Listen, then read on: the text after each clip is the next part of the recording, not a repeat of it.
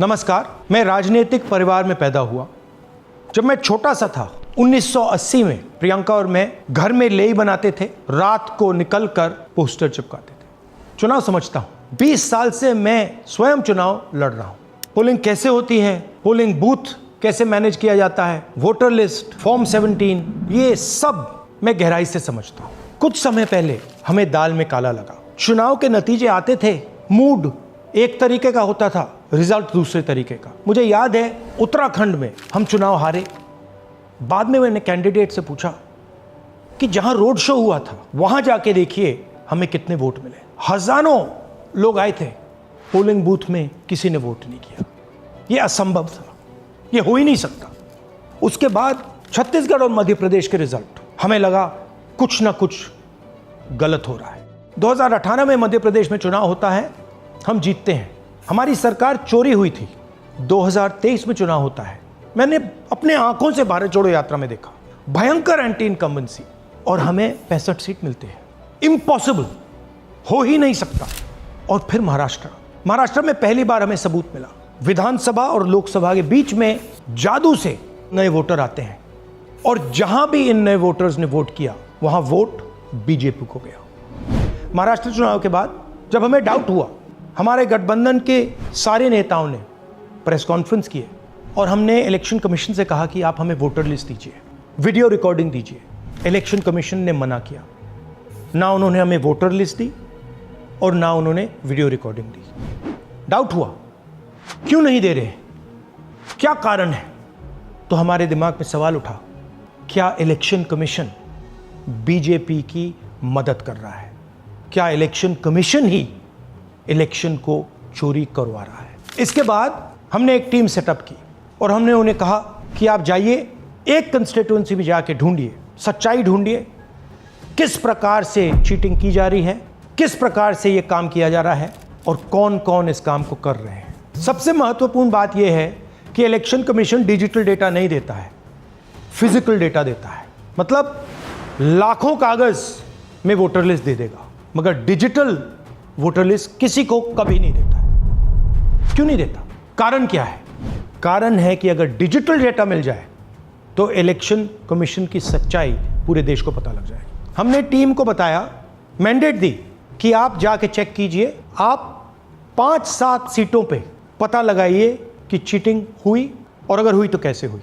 Team ने हमें एक दिन बताया कि 5-7 सीटों पे काम किया ही नहीं जा सकता। क्यों? मैंने उनसे पूछा क्यों नहीं किया जा सकता।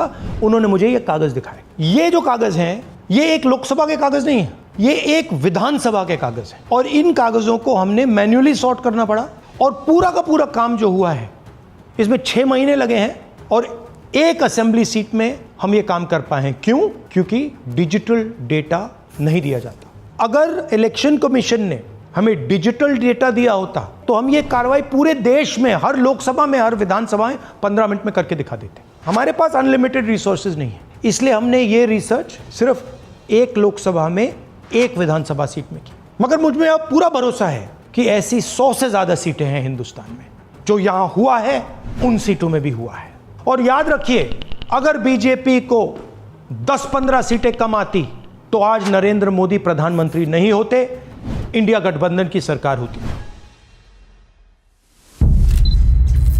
जांच ने 5 तरीके की चोरी पकड़ी है।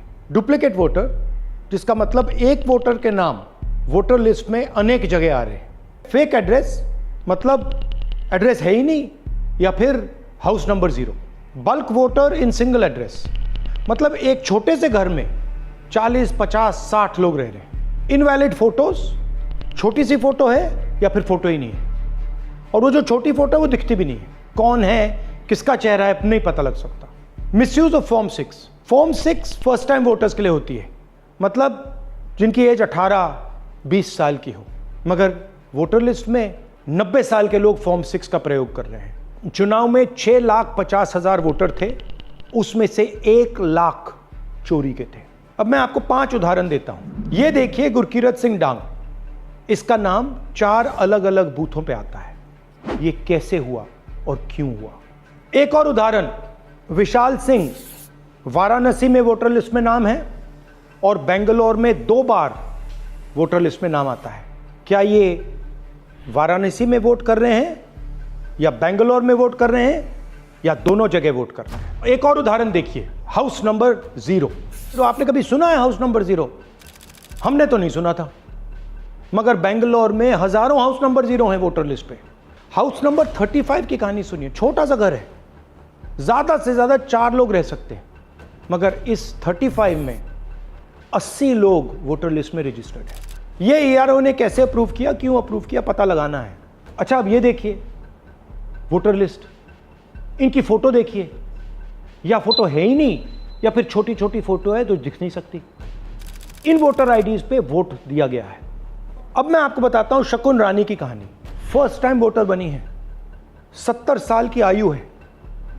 एक बार फॉर्म 6 का प्रयोग किया और उसके कुछ ही महीने बाद दूसरी बार फॉर्म 6 का प्रयोग होता है। 2 बार इनका नाम वोटर लिस्ट में आता है और फर्स्ट टाइम वोटर की लिस्ट में आता है। ये फर्स्ट टाइम वोटर हो ही नहीं सकती। तो क्या शकुन रानी जी ने वोट किया या किसी और ने शकुन रानी जी के लिए वोट किया? ये ही छुपाने के लिए सीसीटीवी का डेटा हमें नहीं दिया जा रहा है।